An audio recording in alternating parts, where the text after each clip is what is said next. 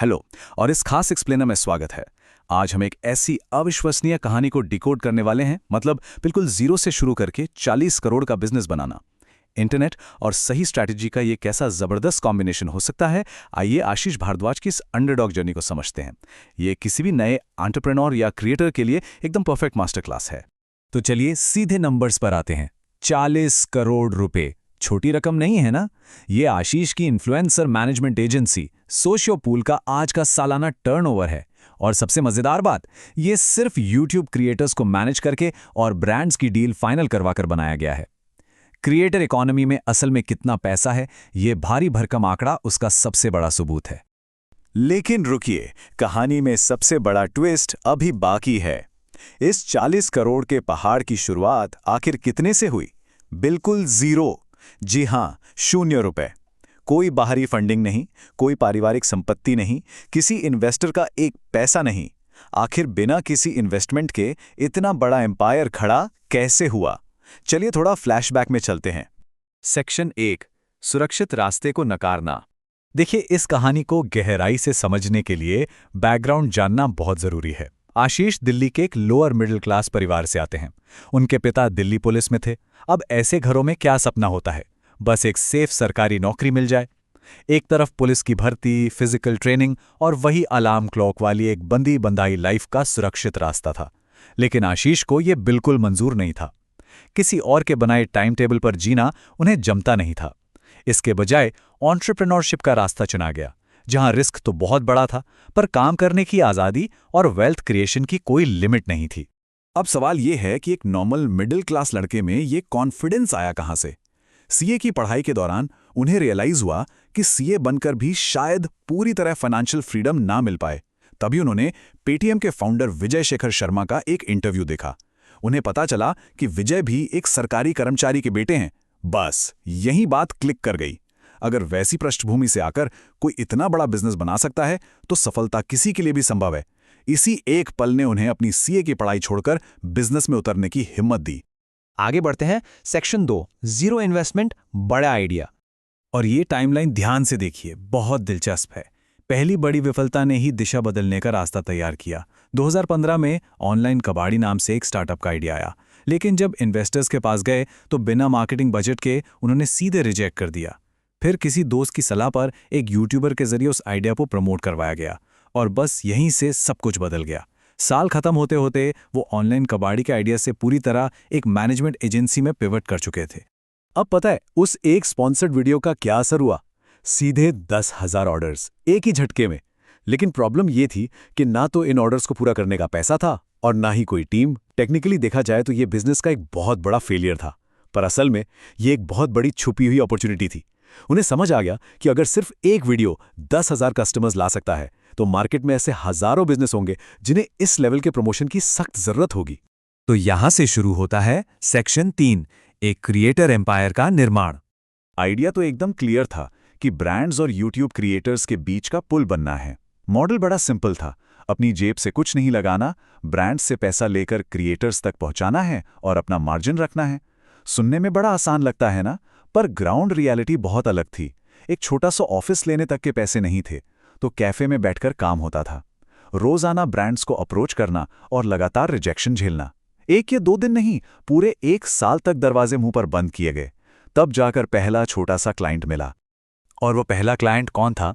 एक income tax return file करने वाला ब्रांड, जिसका बजट सिर्फ 2,000 रुपए था। सिर्फ 2,000। लेकिन उस छोटे से कैंपेन ने 200 से ज्यादा इंक्वायरीज जनरेट की। जैसे ही मार्केट में ये बात फैली कि ये तरीका सच में काम करता है, चीजें तेजी से दौड़ने लगीं। इस चार्ट को देखिए, शुरुआत हुई 2,000 रुपए से, फिर कैंपेन्स का साइज बढ़कर 2 लाख हुआ, उसके बाद 2 करोड़, और ऐसे करते करते आज कंपनी का टर्नओवर 40 करोड़ तक पहुंच गया है। पर इस पूरे गेम का असली मास्टर स्ट्रोक कुछ और ही था। उन्होंने रियलाइज किया कि अगर सिर्फ नए क्रिएटर्स को ब्रांड्स दिलाए गए तो बड़ी एजेंसियां उन्हें आसानी से चुरा लेंगी। तो इसका क्या सोल्यूशन निकाला गया?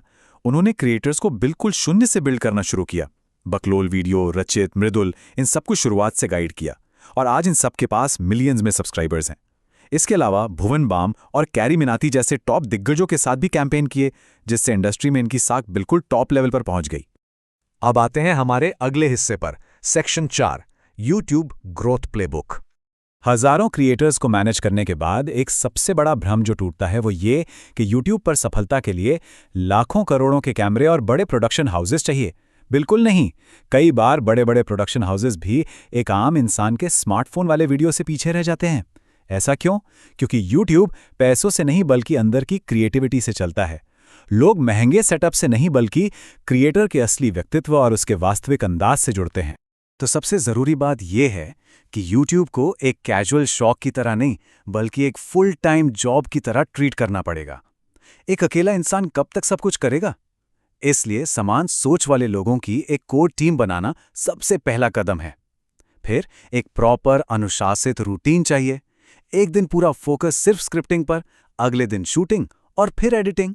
अगर इस तरह का स्ट्रक्चर और प्रोफेशनल प्रोसेस नहीं है तो लंबे समय तक डिजिटल दुनिया में टिके रहना लगभग नामुमकिन हो जाता है। और अनुशासन के साथ आती है कंसिस्टेंसी, यानी निरंतरता। ऐसे बहुत से नए क्रिएटर्स होते हैं जो एक धमाकेदार वीडियो बनाते हैं और फिर हफ्तों तक गायब। ये सबसे बड़ी गलती है। आज की डेट में ऑडियंस को लगातार नया कंटेंट चाहिए। अगर रेगुलर पोस्टिंग फ्रीक्वेंसी मेंटेन नहीं होगी तो एक वफादार फैनबेस कभी नहीं बनेगा। सीधी सी बात है, अगर निरंतरता की कमी है तो इसका सीधा मतलब है अपनी ऑडियंस किसी और को सौंप देना। चलिए अब बात करते हैं सबसे टेक्निकल पार्ट की। सेक्शन 5, एल्गोरिथम को डिकोड करना। अब इस स्लाइड में एक बहुत ही इंटरेस्टिंग पॉइंट है। YouTube एल्गोरिथम आखिर काम कैसे करता है? जो टॉप क्रिएटर्स होते हैं ना, वो कभी रैंडम एक्सपेरिमेंट्स नहीं करते। वो अपना डेटा गहराई से पढ़ते हैं। मान लीजिए एक वीडियो पर 10 मिलियन व्यूज हैं और किसी पर सिर्फ 2 मिलियन, तो ये सोचना होगा कि उस 10 मिलियन वाले वीडियो में ऐसा क्या जादू था। उसी सफल पैटर्न को पकड़ना होता है और उसे दोहराना होता है, बजाय इसके कि हर बार कुछ एकदम अलग ट्राई किया जाए। पता है YouTube नया वीडियो सबसे पहले किसे दिखाता है? उन्हीं लोगों को जिन्होंने पिछला वीडियो देखा था।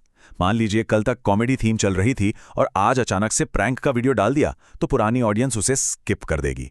और जैसे ही ऑडियंस ने स्किप किया, YouTube का एल्गोरिथम उस वीडियो को आगे रिकमेंड करना ही बंद कर देगा।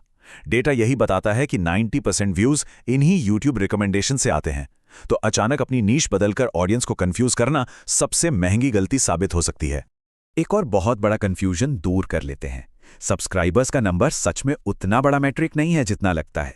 सोचिए अगर 20 मिलियन सब्सक्राइबर्स हैं पर व्यूज सिर्फ 10 लाख आ रहे हैं तो उसका कोई खास मूल्य नहीं है। इसके उलट 1 मिलियन सब्सक्राइबर्स पर अगर 20 मिलियन व्यूज आ रहे हैं तो असली ताकत वहां है। क्रिएटर इकोनॉमी में असली वैल्यू सिर्फ दिखावे के सब्सक्राइबर्स की नहीं बल्कि एक्टिव और एंगेज्ड व्यूअरशिप की होती है। और अब अंत में आते आते एक बहुत ही गहरा सवाल हम सबके सामने है। चाहे एक नया चैनल शुरू करना हो या कोई बड़ा बिजनेस, आखिर सबसे अच्छी इन्वेस्टमेंट क्या है? वो है खुद पर इन्वेस्ट करना, अपने कम्युनिकेशन स्किल्स को बेहतर बनाना और लगातार सीखते रहना किसी भी एंटरप्रेन्योर के लिए एक तुरुप का पत्ता होता है। तो सोचिए जरूर, क्या भविष्य का एक विशाल एम्पायर खड़ा करने के लिए आज अपने स्किल्स की नींव मजबूत की जा रही है? जीरो से ही सही, लेकिन शुरुआत तो आज से ही करनी होगी। इस एक्सप्लेनर में हमारे साथ जुड़ने के लिए बहुत बहुत शुक्रिया।